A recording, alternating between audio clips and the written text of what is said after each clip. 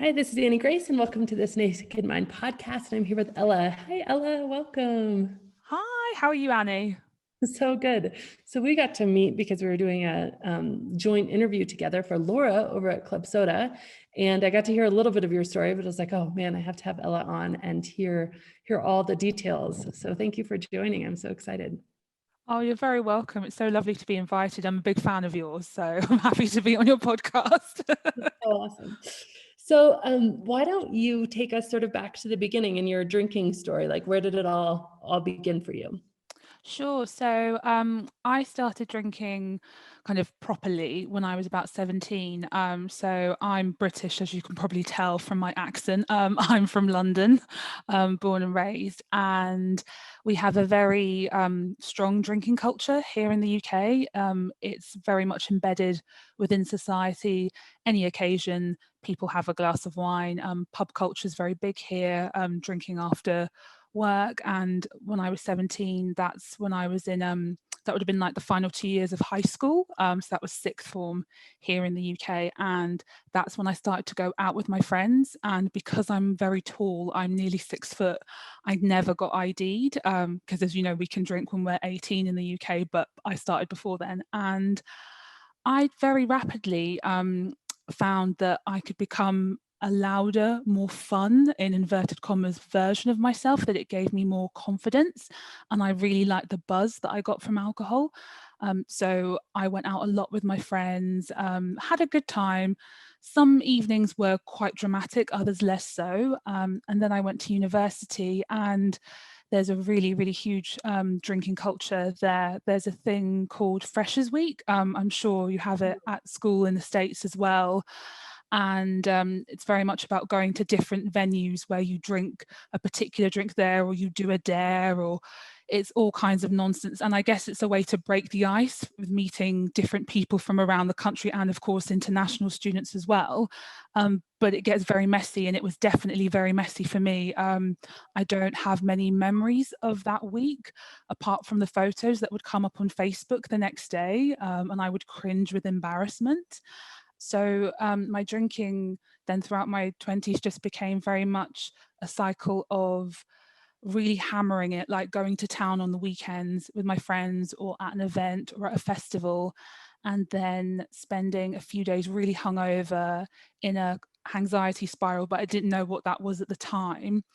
And then to feel better, I'd reach for the next drink, and that was my habit for many, many years. And I did many things that I regretted when I was drunk. I'm quite a passionate person. I have very strong political views, and that would all come out when I was drunk. I've offended so many people about my opinions. That, you know, it's great to be opinionated, but I think there's a time and a place for it. And I think alcohol just sort of poured fuel on that for me.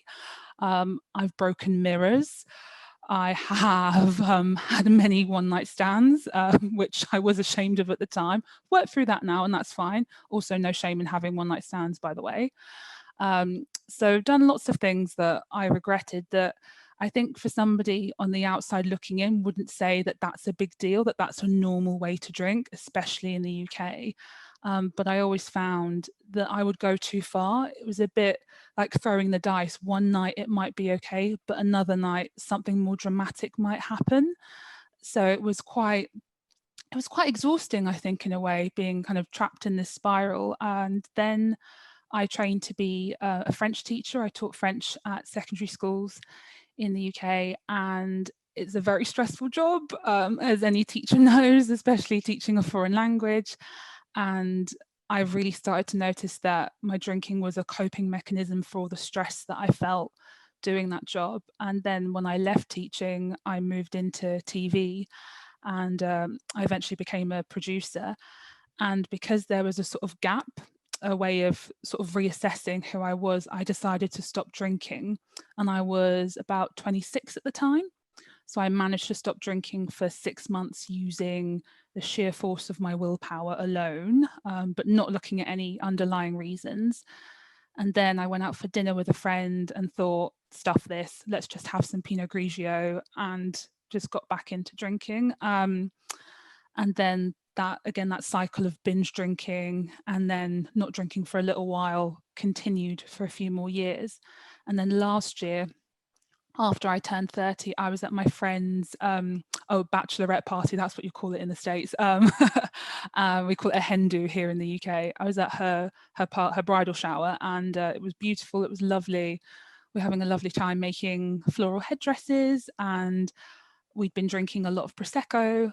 And I had this moment where I looked at my empty glass and the bottle that I just polished off, and I thought, what am I doing? Like, what am I doing? And it was a sinking feeling that like I'd never experienced before in my life. And I went to the bathroom and looked in the mirror and thought, I can't do this anymore. It's just, this is it. And I'd never had a feeling like that in my life. So I left the party, cried all the way home on the subway, right the way back to East London. So it was an hour on the subway of me just crying, which I think is a very normal sight on a Saturday night, unfortunately. Well, at least it was last year. And then the following day, I was actually training to be a coach at the time, and we did some training, and I spoke to the person on the call, and they said, well, you know, you could stop drinking. That could be an option. And they recommended The Unexpected Joy of Being Sober by Catherine Gray to me. So I rushed out and bought it, read it in a day. And I thought, well, maybe there is another way. Maybe I could stop drinking, and maybe if I follow this feeling, but it's guided me this way for a reason, that I might feel better. So I read loads of Quit Lit. I decided to draw on my strengths as somebody who is an avid reader, and I thought, I can get into this. There are loads of books, and This Naked Mind was one of them. And I listened to podcasts, and I reached out to an acquaintance who is also sober, and she really helped me. And that's been it, really. I've just been on, I know it's an overused word, but I've been on this sort of journey of figuring out what sobriety looks like for me. And as somebody who's not who you'd expect to be a sort of alcoholic, I guess I was more of a grey area drinker. So I think I got off a bit early. My aunt, she describes herself as an alcoholic, she's been sober for 15 years, and she went to AA. We've talked about it quite a lot, and she said, yeah, you got off early. That's the difference between you and me. She was like, you've recognized it before it's progressed to that level. And that's just what I've been doing since then. And honestly, it is the best decision I have ever made in my life. It was very unexpected, I think, for a lot of people, and even for myself. But I'm so glad I did it. And yes, like everything, there are days where it's really hard. However, the overall effects and benefits and positivity it's brought to my life, and also to the people around me, it can't negate that. And I think it's really interesting when you stop drinking to take a step back and look at alcohol for what it is. And I think through reading about it, I can now clearly see that it is a poison.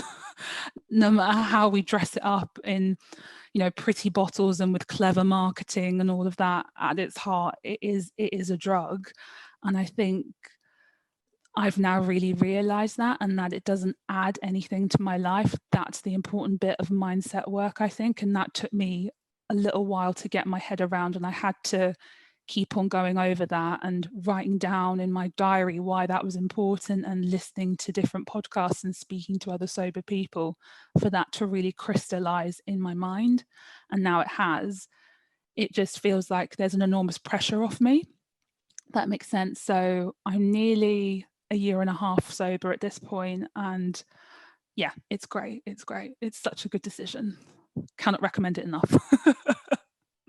Oh, that's so amazing. So have you, how has it been kind of in your, I guess, professional world, and, you know, with your friends, especially the friends that you left at the bridal shower and stuff, how has it kind of gone over?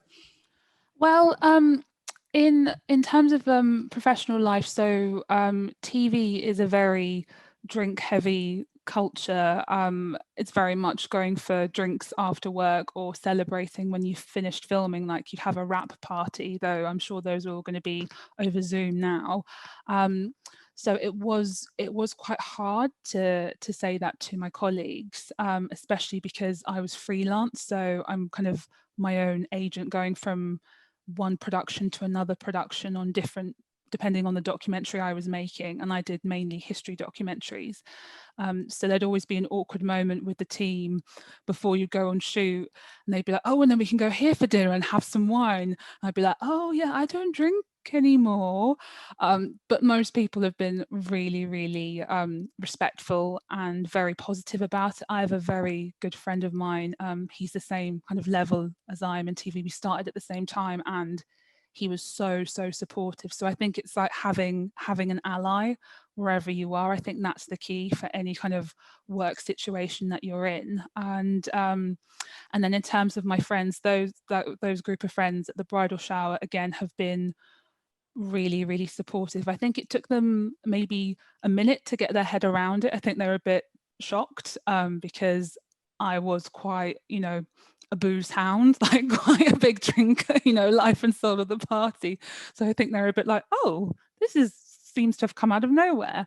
But they've been brilliant. And most of my friends have as well. I think I've been very, very lucky in that respect. I think also as you get older, your friendship groups naturally change anyway. And I think you move away from having shared experiences to shared values, and that's really sunk in for me this year. So I've definitely moved away from one group of friends, but I've become closer to other friends because I've been more honest about my drinking and then how I feel. I think you show up in a different way, and the people who are meant to be your friends really respect you for that. And also, and I never expected this to happen, now 2 of my really close friends have also stopped drinking because I have, because they were so, I don't know if the word is inspired, but they thought, oh my gosh, if Ella can do this and she's recognized this, then why can't I?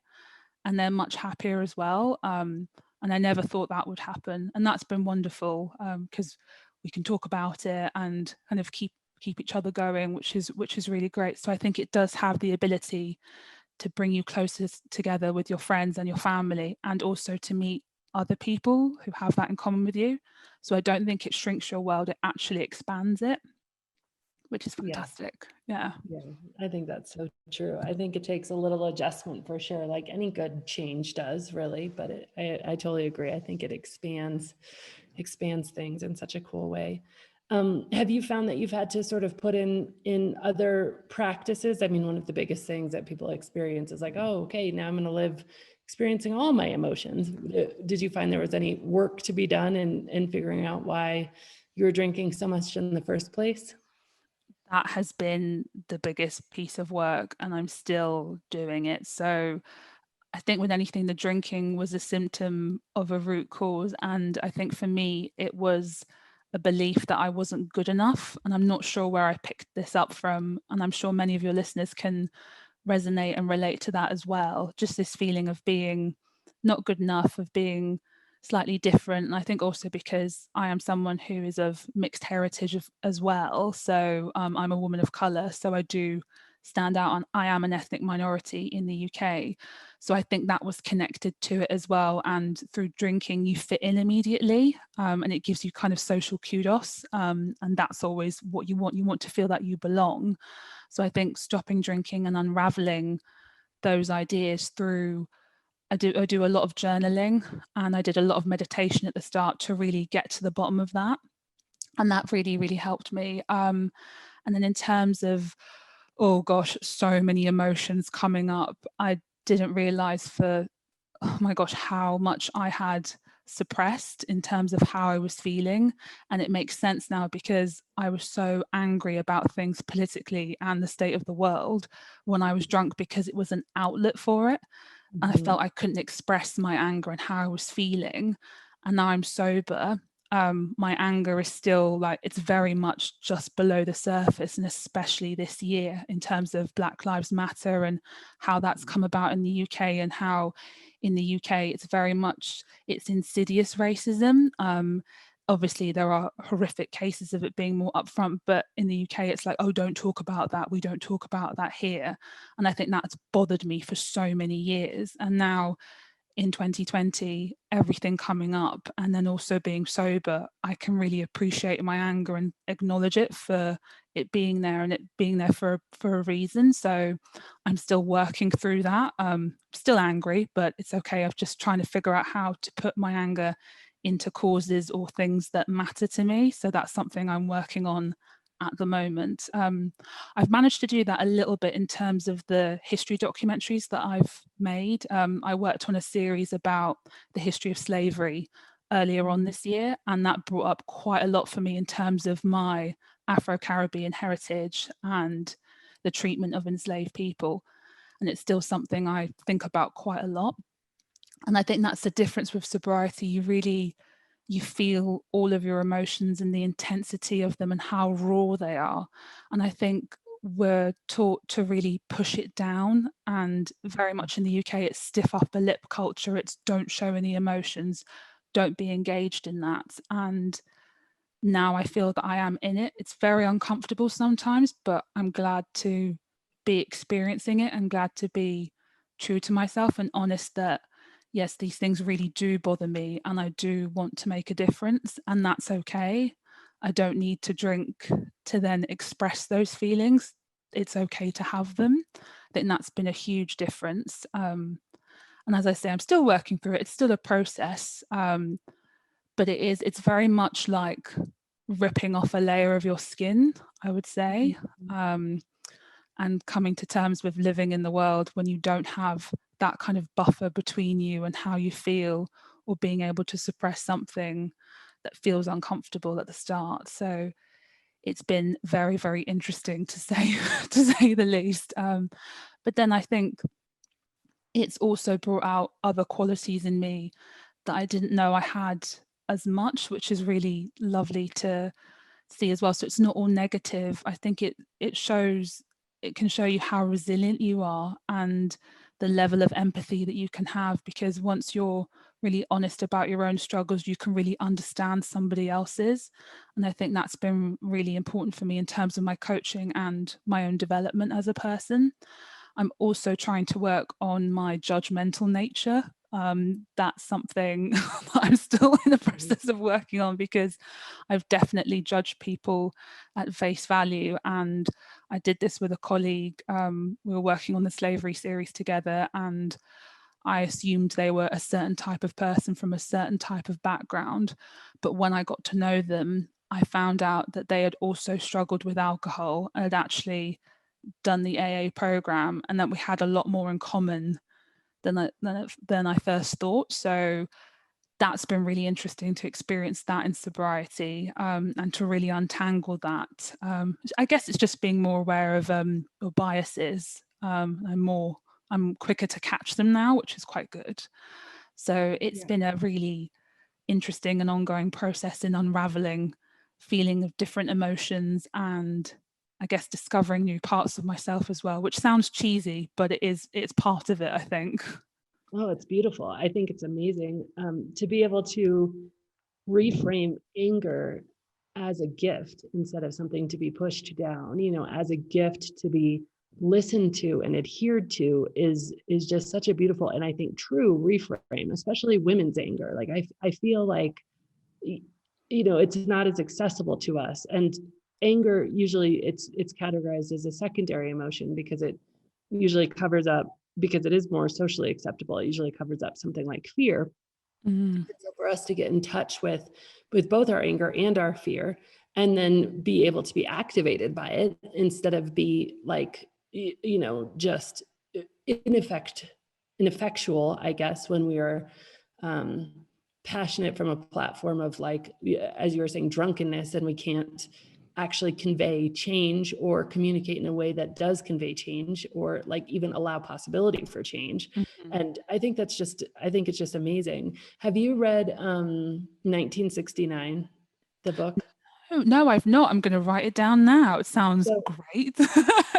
it's really interesting. It's gosh, I don't remember who the author is, and it's so funny because it's such a classic, but 1969 author. Let me just look.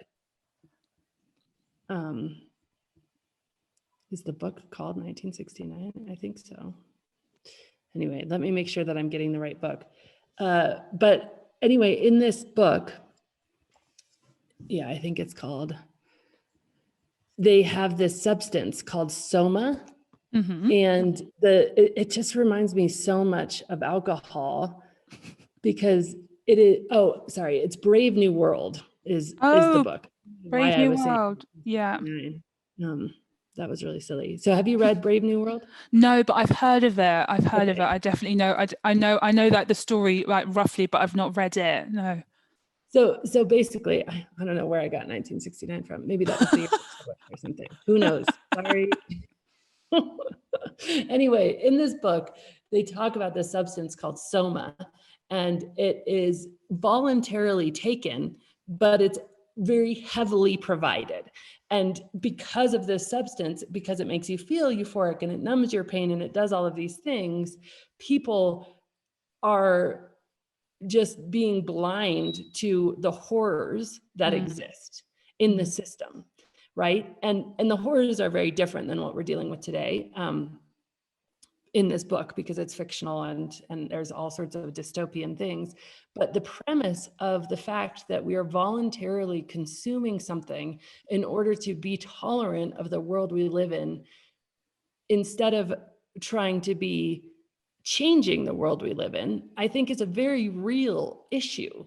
And I just see so many similarities in when we stop numbing, it becomes such a beautiful thing, because we can't be tolerant anymore. We can't allow anymore or live in and be okay with what is happening. We are compelled as human beings to need to do something about it. And I think that is such a gift. It really does we have to become aware of the problems at an emotional level, almost in this make you want to puke level, in order to be able to do something. And then we can't just numb that feeling away, because when we numb it away, then nothing changes. And so everything you've described, I just think it's so beautiful, and it's so true how this happens.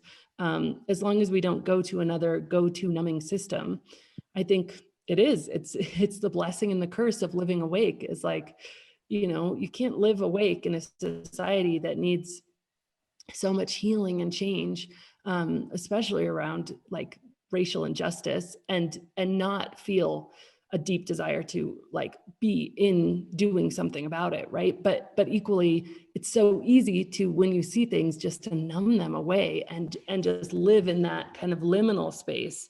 And so I think your story, it's so fascinating how it would come out, when you really let your guard down, but now it's kind of evolving into something that, I mean, from your work even, just sounds so powerful. It's just beautiful. Oh, thank you. No, and I hope so. And it's funny, as you were talking about it, because it is something that's always bothered me, but I think I could never quite put my finger on it or why. Or then when I'd get drunk and really angry about it, then it'd be like I would explode, but then I'd feel really shameful about it, and then be in a anxiety spiral.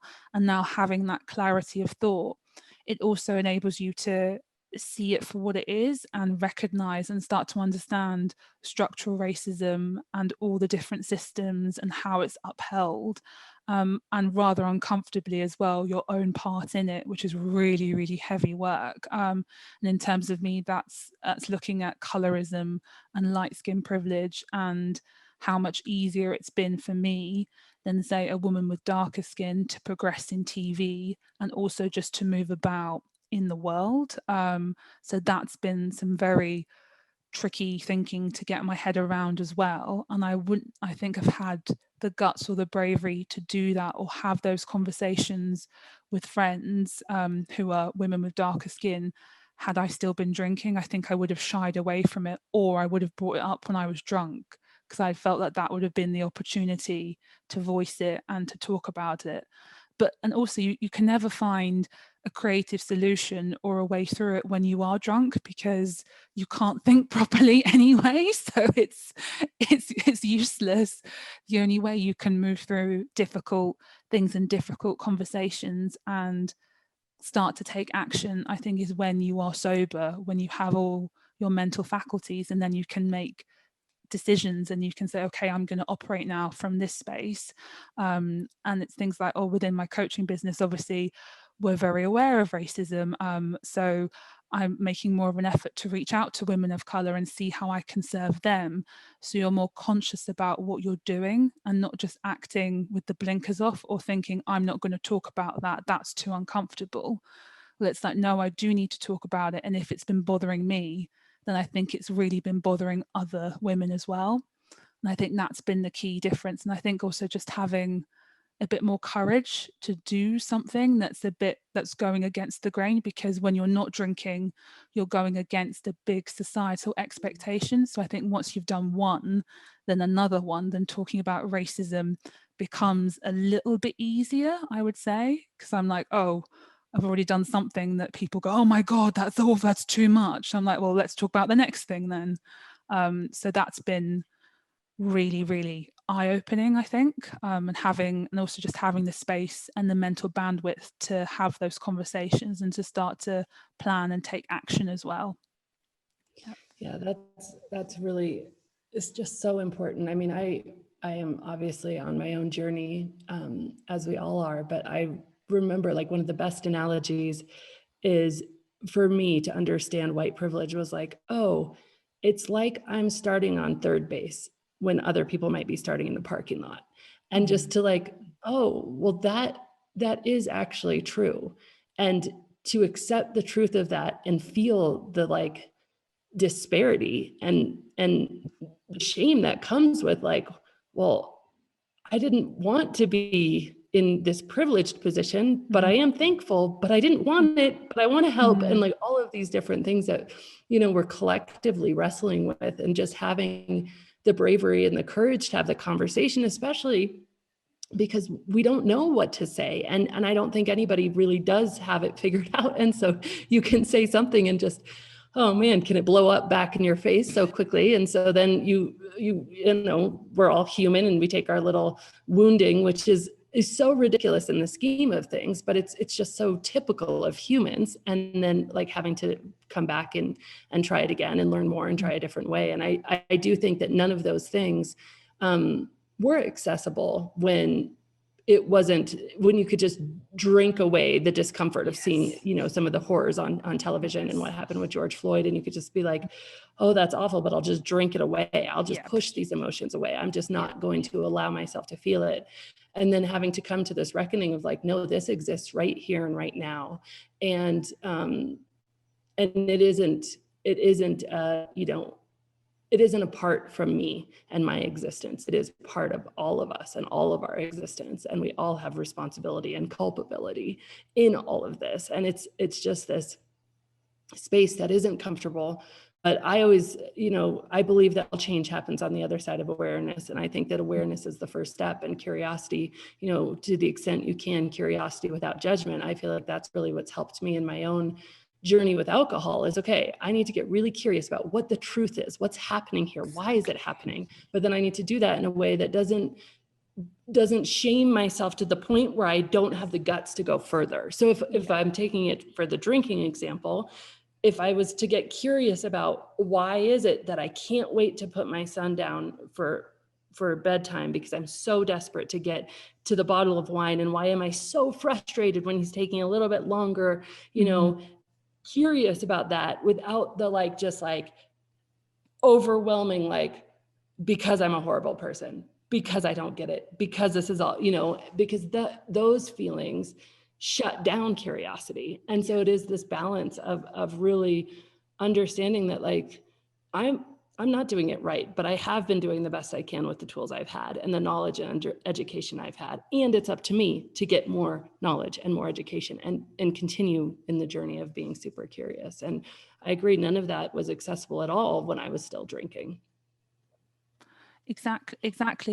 It's the level of like we were talking about awareness and clarity.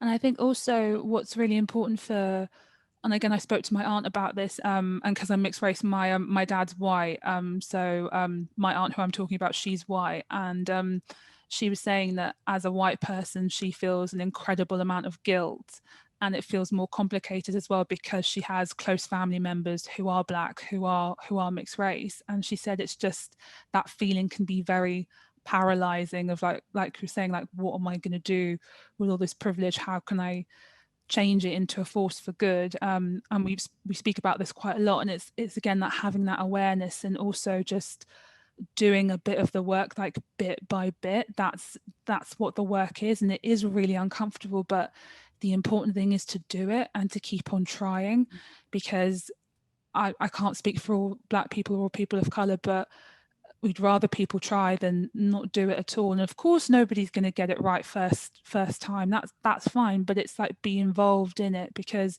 it affects all of us.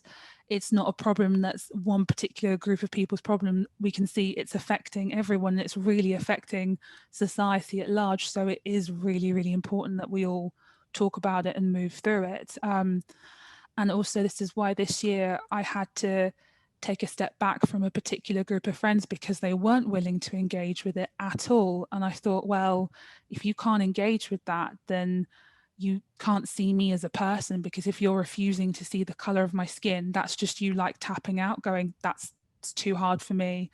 And I'm like, well, you don't see me for who I am. So I can't continue being friends in this capacity, or right now it's too hard. And it's really, really difficult to come to those realizations, and you can't force somebody to meet you halfway. You just have to keep the conversation open, and I'm willing to do that, but you can't force people to do that self-inquiry, even if it's really, really difficult. I'm not saying it's easy. It's not easy. I know it's not easy for anyone, but I think what I've really responded to with my white friends who have been doing the work is, again, their willingness to do it, their openness. And if they have made mistakes, they've gone, okay, I'll try this again. Or they've just been, reading different books, just trying to get their heads around it. And that's the main thing, because then you start to humanize people of color, because I think Black people have been dehumanized for so many hundreds of years now that it's going to take a long time to undo that type of thinking. But we have to start, because look at where we are now and things aren't improving. It feels like we're sort of going backwards, or it does to me anyway. So it's such important work. So it's like, just start, just do what you can and just keep on going. That's what I would say with it. I love that. I love that so much. Thank you for that, just for myself personally, and obviously for everybody listening. And I do think that sometimes, it has to come out. It has to look like it's coming backwards, because we have to see what we can't see first. And that part is super painful. And it's not that these things that we're seeing now, they've existed. We just haven't had videos, we haven't had social media, we haven't had the accessibility to information. So they've existed, and by the way, probably, to varying degrees, better, worse, but like it's been there all along. And so now I think it is almost, it's so necessary for us to be like seeing it in a new way and going through like the horrors collectively of seeing it, because if we don't see it, we can't fix it. If we don't see it, we can't change it. And so I do think things have to get worse before they get better in a big way. I think that's kind of how a lot of things work. I mean, that's certainly how alcohol had worked in most people's lives, as you go through this stage of things getting worse before they get better. Like you can kind of convince yourself for a long time that things are okay. And then eventually at some level, you can't convince yourself anymore. And things you have to reach threshold. And I am hopeful that like in a lot of people's hearts and minds, we are reaching threshold and we're like, whoa, like, no. And I think that's where it starts. But you're right. Awareness is incredibly, incredibly painful. And I think it takes just, I think being awake for it instead of numbing it out is a really beautiful thing, because it means that we will be activated to start to think differently and to be curious and to start using whatever privilege we have to do something about it and to change it, which is like, I don't know, the only thing we can do. Is just keep doing the best we know how in the moment. Exactly. No, absolutely. I think it's the only way. Yeah, I could say it's the only way forward, really, because otherwise it's regression, and that's really, really scary.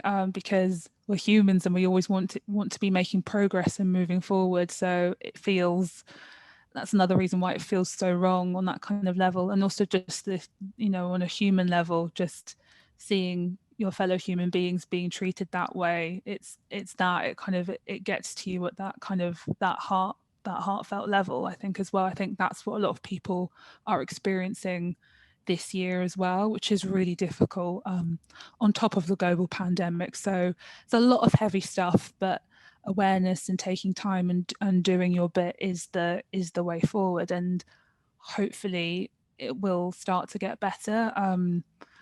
We can only hope, and you can only start making, doing the pressures and making the social change that we want to see happen. But I think that's true with any kind of big political change. It always feels uncomfortable and like, oh my gosh, before you actually do it. In terms of like, women getting the vote, they were seen as, extremist, as, they locked up women, they force fed them. That was just, completely, they were completely vilified. And we think of that as, oh my God, that's so old fashioned. How could they have thought that way? How could they think that women didn't deserve the right to vote? So hopefully, in a couple of generations' time, that's how we'll feel about racism. I hope so. I really hope so, because I think it was like literally 100 years ago. Like that's one person's lifetime. Exactly. Right? Like it's not like in the whole history of humanity, like women didn't have the right to vote in one person's lifetime of all the generations that have ever existed.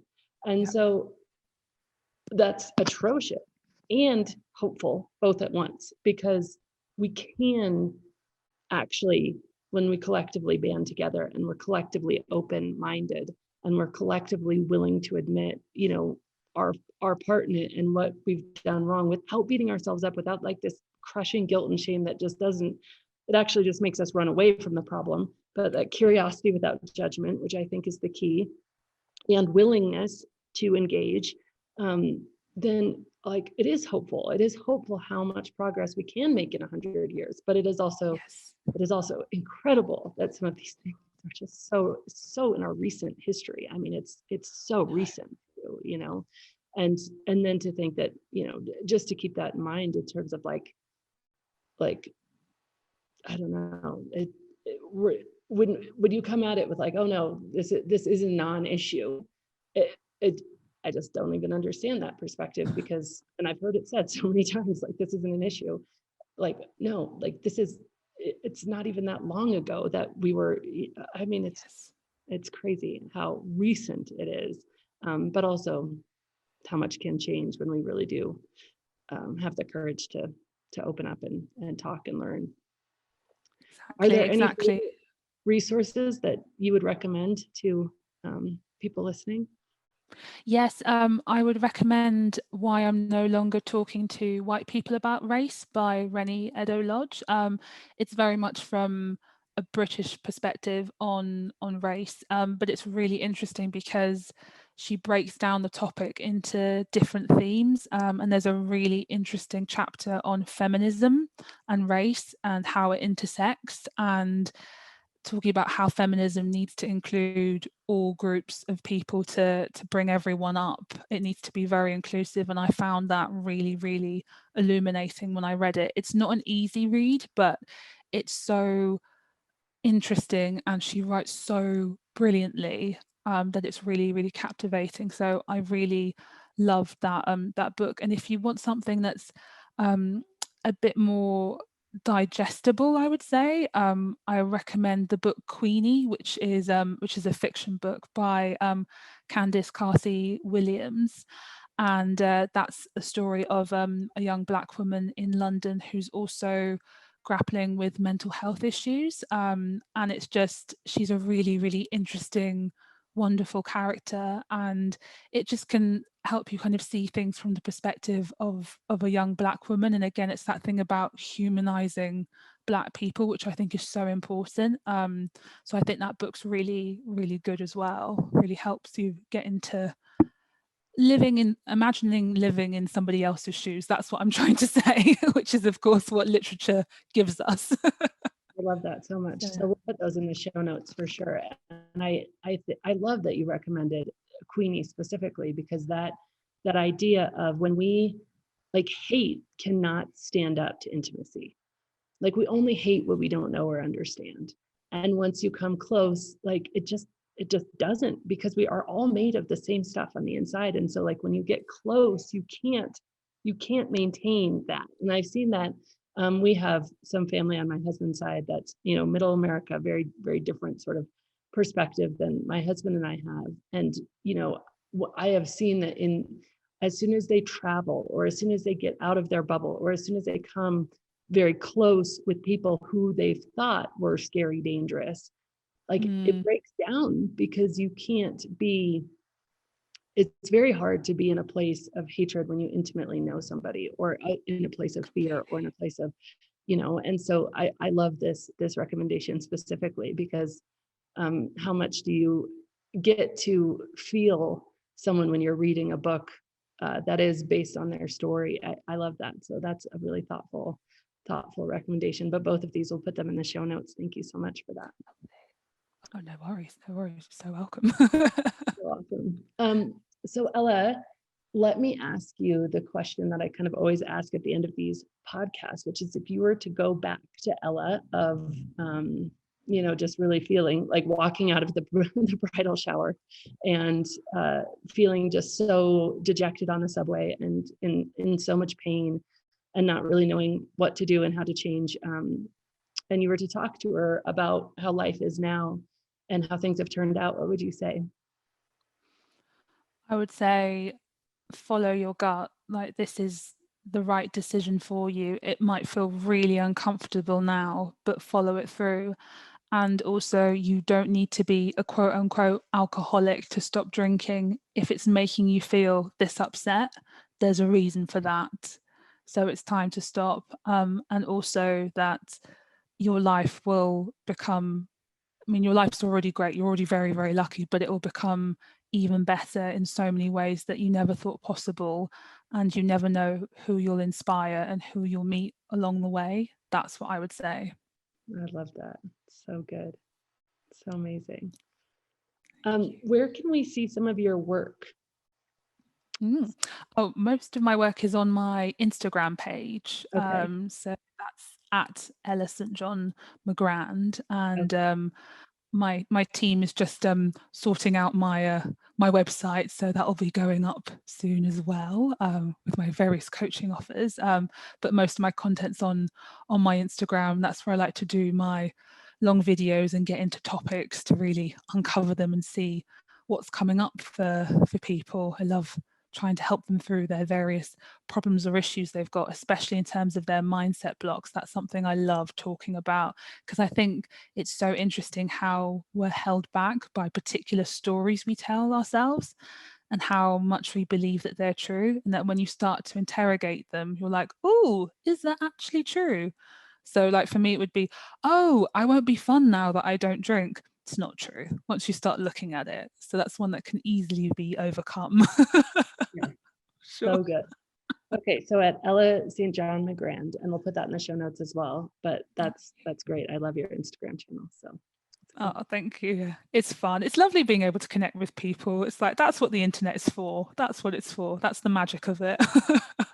Sure. So much good. Well, thank you so much for your time. This has just been a joy. I was not disappointed when we met, like very briefly. I was like, I'm gonna get to know her more. It's just been really fun. Oh, thank you so much. And thank you so much for having me. It's been wonderful.